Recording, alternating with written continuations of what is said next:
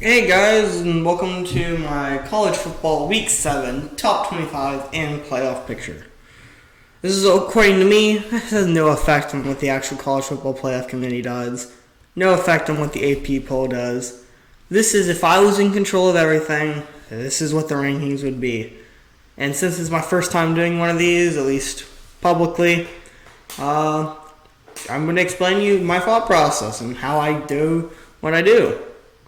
Let's see. Rules for the playoff picture. If you need it in a 14 playoff situation, which we have right now, you can't have 2 losses. Because, come on, you have 2 losses, and there's tons of 1 and 0 loss teams that are more deserving. Because if you play 13 games, well, I can pull out my calculator right here so I can do this. 13. Let's see. And sorry, I'm doing this live, so let's see. 2 divided by 13. That means 15% of your games are losses.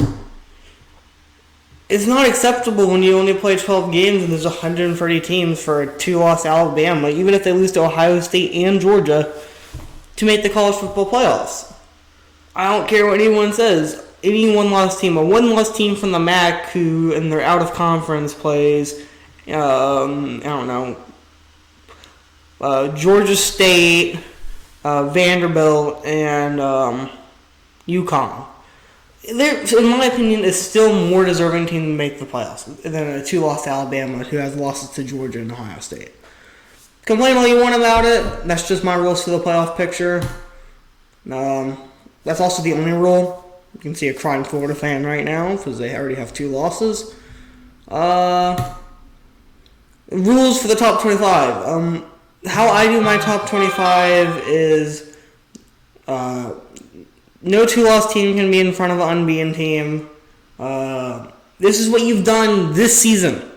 Only this season. No recruiting rankings and all that. So, and I can't stand it when people are like this, but this team would beat this team. No, they won't. Look, example 100,001. I don't care. Bama lost last week. Just because you think a team would be a team, like everyone, including I, thought Bama would beat Texas A&M. They didn't. And that's the beauty of college football. And we should treat college football like that. So, let's get past all this. This will beat this team and all that. And let's just go, what have they done this year? So this is the playoff picture. This is every single team who is eligible as of week 7 for the college football playoffs. Let's see. We got Houston, SMU, Cincy, all from the American, with Houston with the only 1-loss team there. We got Wake Forest, NC State, Boston College, and Pitt representing the ACC. Oklahoma State, and Baylor representing the Big 12. Michigan State, Ohio State, Penn State, Iowa representing the Big 10. UTSA and UTEP representing the CUSA. BYU, Notre Dame, Army, Liberty from the Independents. Air Force, Wyoming, Nevada, San Diego State from the Mountain West. Oregon and Arizona State from the Pac-12. Georgia, Kentucky, Alabama, Ole Miss from the SEC. Coastal, App State, and Louisiana representing the Sun Belt. And if I was in charge of the college football playoffs, these are the only teams I'd be looking at. If you have 2 losses, I wouldn't even look at you. And there are some elimination games this week. I'll go through that later when I actually look at the who's playing who this week. So we'll move on into the top 25. Here are my top 25 rankings. Georgia's at 1 because... Why is it doing that? I've never seen it do this before on Google Slides. Anyway, Georgia's at number 1. Iowa's at number 2. I think everyone agrees with that at this point in the season.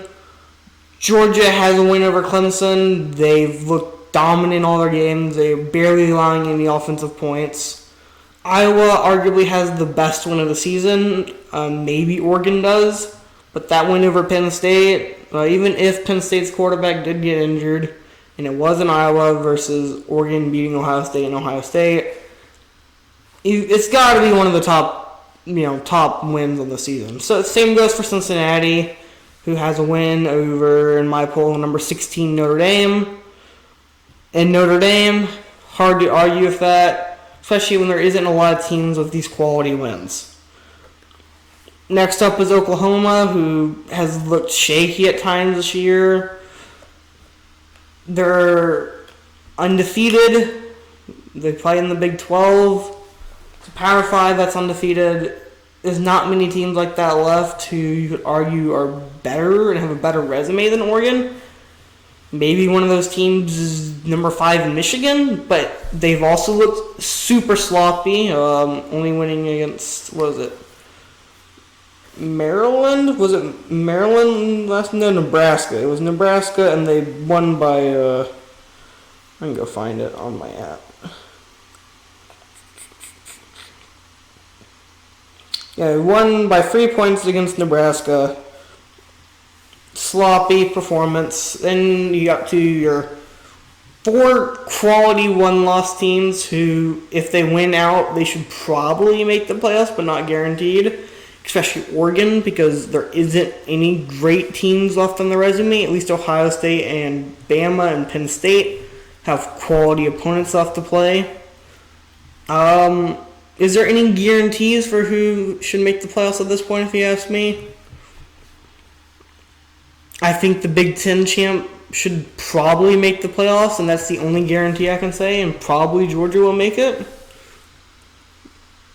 But if Georgia goes out and loses this week to Kentucky, Kentucky loses to, Mississippi State the following week, then the SEC might not deserve to make it.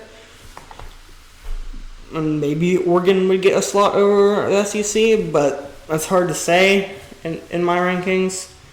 I don't disagree that much with the AP poll. There's just certain quirks of the AP poll that I can't stand, such as having 2 lost teams in front of undefeated teams. I don't care who you've played. It's more impressive to not lose a football game than lose 2.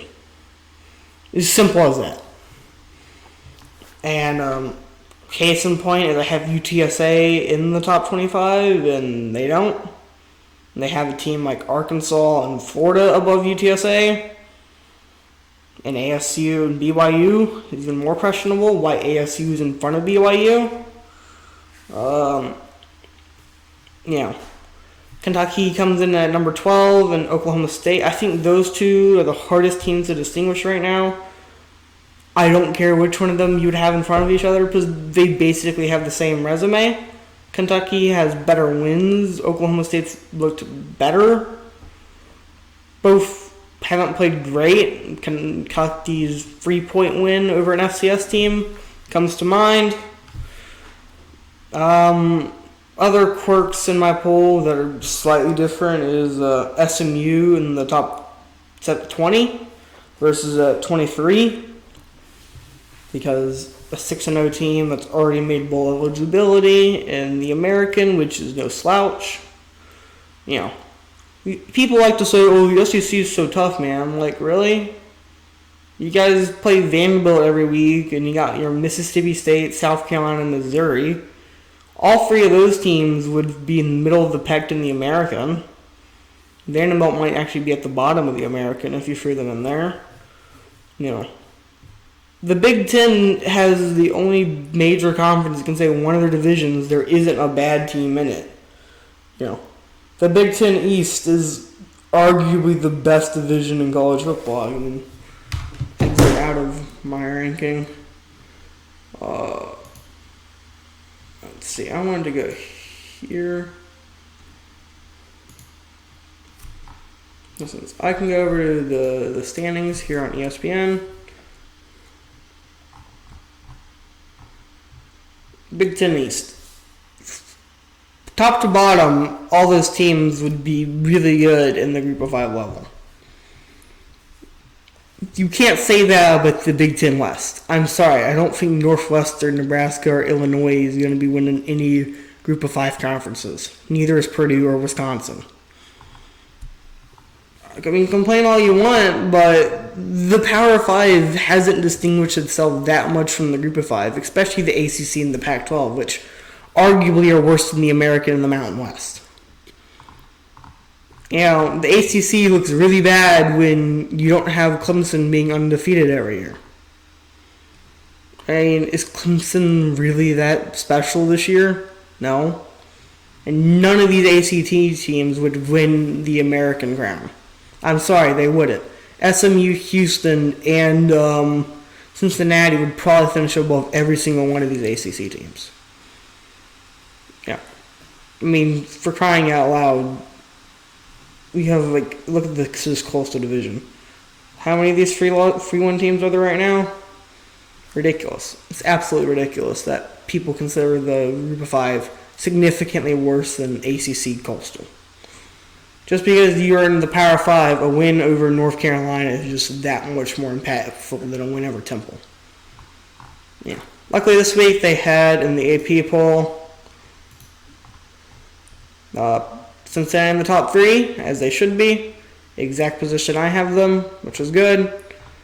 My only real disagreements is, for some reason, people are voting for Auburn more than UTSA. Texas. Yes, Texas has looked impressive against good teams. You can't even say that about Auburn. Why is Auburn and Clemson ahead of UTSA? Why? Like, what has Mississippi State done to be in front of Air Force in terms of votes? Or Kansas State and Appalachian State? Or why is Florida and Texas A&M in front of SMU? Or Arizona State that lost to BYU in front of BYU? The people who fill out these ballots just don't know what they're talking about. It clearly is they don't know what they're talking about.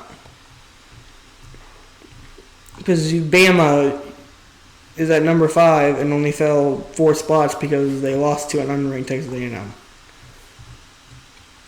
If Iowa loses to, I don't know, pick some random Big Ten West team out of the hat. I don't know, they lose to Purdue. They're going to be falling a lot more than 4 spots that Alabama fell. The bias towards the big relevant teams, so there's only a few of these teams. You got your Oklahomas, your Ohio States, Bama's, Georgia. And Clemson. Like, those 5 teams get a pass for losing. Cincinnati loses the game this year. 0% chance of making it. Alabama can lose 2 to unranked teams, and they still have a good chance to make the college football playoffs. I don't know. We'll see what happens when the ranking comes out. I was going to look at the games that would be eliminations from my big board of eligible teams to make the playoffs. I'm sorry, you can't argue for another team that isn't on this list from making the playoffs at this point. It's just, you can't. Let's see.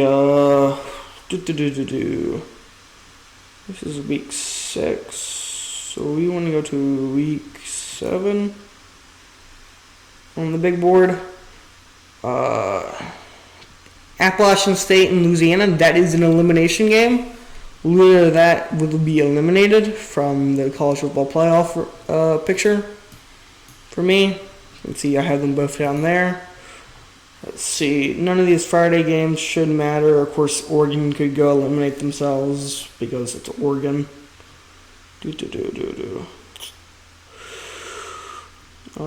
Any elimination games I'm just going through here. UConn is playing Yale. That's interesting. 2 undefeated teams going at it right there. Iowa is playing Purdue this week. Okay. Georgia could lose to Kentucky. It's possible. It's not likely though.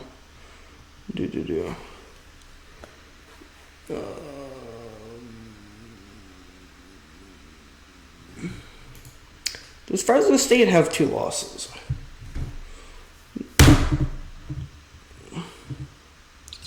Mountain West, Fresno State has 2 losses already. That is not an elimination game.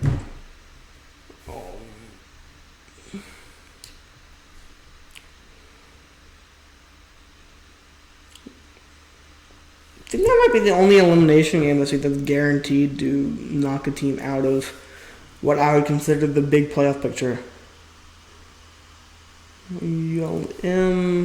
Yeah, it looks like the only one that is a straight-up elimination game, so In my opinion, we should have put rules in place in the College Football Plus anyway to just not allow 2-loss teams in. Because this year, seriously, they might put a 2-loss Pac-12 champ in. And that would just be sad. I'm hoping it doesn't happen, but they're going to put some awful 2-loss team in this year. It's almost guaranteed. Either the Big Ten champ will have 2 losses and they'll put Ohio State in. They'll put a 2-loss Bama team in there after losing to Georgia in the SEC championship game. And we shouldn't allow for that to happen in college football. When we expand to 12 teams, fine. You can put as many 2-loss teams as you want in there. But when it's only allowing 4 teams to get in, it should be the 4 most deserving teams, not the 4 best. Okay, if you want to argue what the 4 best teams are, it would probably still be Georgia, Alabama, Ohio State, and Clemson. Clemson's not deserving of making the college football playoffs, even though they might be one of the 4 best teams in terms of actual talent on the field. Anyway, that's been my college football rankings for this week. If you want to have any comments about it, go ahead. I'm fine for all criticism. You can tell me why, 2-loss Florida should be ahead of UTSA because you think so. Anyway, thank you for indulging my mostly rant about how college football works right now. See you guys later.